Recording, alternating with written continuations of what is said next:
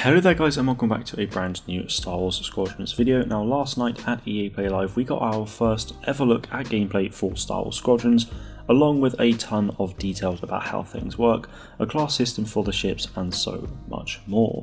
So in this video I will be diving into all the details, or as much as I could find. So we start off with some nice cinematic shots which look great, with a nice view of Vanguard Squadron in X-Wings and Y-Wings, before moving on into the Imperials with Titan Squadron, where straight away we see two new pieces of never seen before customization for the TIE pilots with these two images right here.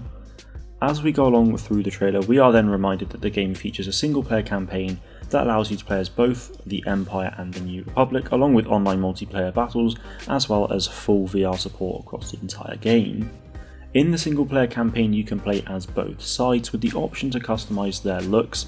Now the names are Kay's Cassandora and Raoul High Moon, though I imagine you can probably change that name as well.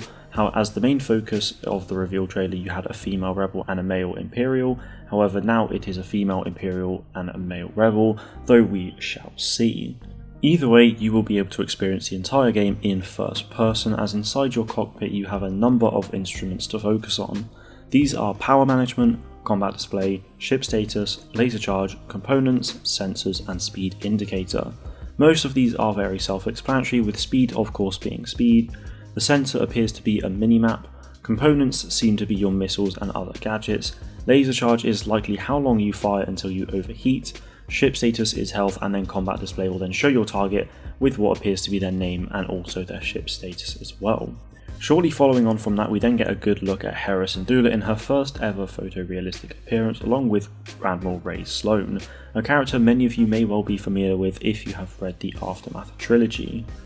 Now what I really like so far is that you get to customize your own pilot to your own devices. Now I imagine this will likely be similar to that of Jedi Academy, where you get to change your character's looks, but the overall name, or just at least the story, in this game is what is canon. Now I know Jedi Academy obviously isn't canon, but it is probably the best or closest example of this. Now we take a look at the ship classes within the game. Now the X-Wing and the TIE Fighter are both fighter class ships obviously, and they can tackle any scenario. Next we have the Interceptor class with the A-Wing and the TIE Interceptor. Now these ships are the fastest and most manoeuvrable of the lot.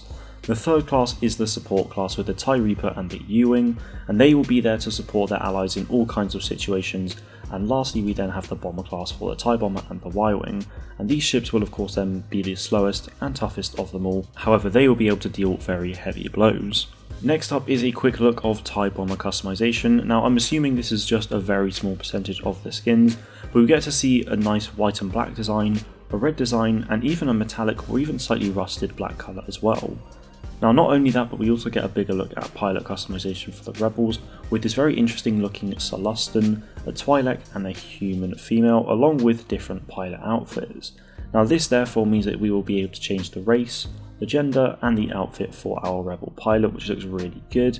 Now this is obviously something I'm very excited to see, as I'm a very big guy on customization. Now we also get a real quick look inside the cockpit, and it also seems that bobbleheads may very well be a great piece of customization, as we do see an Ewok here on the left. Now I imagine there are going to be plenty of other bobbleheads to choose from, but only time will tell. Now we get a little bit more technical though, as we get a look of the ton of components that are in the game, which will alter your ship in a number of ways, be it flight, survival, or just how you fight. Overall it seems as though there are around 60 components altogether, with 6 different systems that can be changed. They are primary weapons, auxiliary, countermeasures, the hull, shields and engines.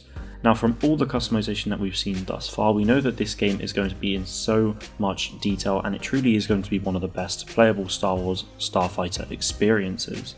Now onto the modes, we have the 5 vs 5 dogfight, which is simply just team deathmatch. Get as many kills as you can basically, and we also get a nice showcase of some components, including a tractor beam here from the TIE Reaper, with a TIE Fighter swooping down from above to get the kill. Then we have Fleet Battles, which is the game's signature mode, and my word does it look fun. Fleet Battles is a multi-stage conflict beginning in a social hub where you meet your team and plan your attack, which I'm really excited about. And if you look a lot closer here at the Empire, you get to see some really interesting red armour here on the left, and what looks to be a different variation of the Imperial Ace pilot skin from the pre-order bonuses here hiding in the middle. From there you launch the attack as it starts off in a dogfight within the middle of the map. The next stage is then attack or defend 2 medium-sized capital ships. Now assuming they get destroyed, you will then have to attack or defend the main subsystems of a flagship, which is a Star Destroyer for the Empire and the MC-75 for the Rebellion.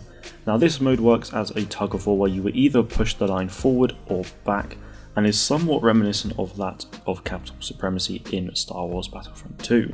Now a few other details to take note of that aren't in the gameplay trailer is that this game, as stated by Ian Fraser, is not built to be a live service game.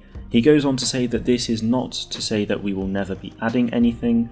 I guess we could, but it's not presented as live service. Now my hope is that this game does get some form of post-launch content in some way, be it more customization, more ships or more maps, however it won't be regular. Now I'm not going to expect much post-launch content, but I am hopeful nonetheless as there is a ton of potential. There will also be 6 playable maps at launch overall, which are Yavin Prime, Acels, Nadiri Dockyards, Sisubo, Galatan and Zavian Abyss. Each map I'm sure will feel very different, with Sasubo for example appearing to have Imperial ship wreckage, along with the dockyards having the building inside the asteroid as well as the Starhawk ship. Now overall this game seems incredibly in-depth and something I am extremely looking forward to playing. The customization that we've seen looks very diverse. The way you can change up your ships with components will likely make each fight feel very unique, and just overall the gameplay looks exceptional. You can manage your power and move your shields to the front or back depending on the situation at hand. You can bank hard on 180 your enemies with a missile, or you can probably do anything at all that you can imagine a starfighter is capable of. As you can probably tell guys, I am super excited for this game and I cannot wait to play it when it goes live on October 2nd later this year. Let me know in the comments below if you are as excited for this as I am. That is it from me today guys, thank you all very much for watching and may the force be with you always.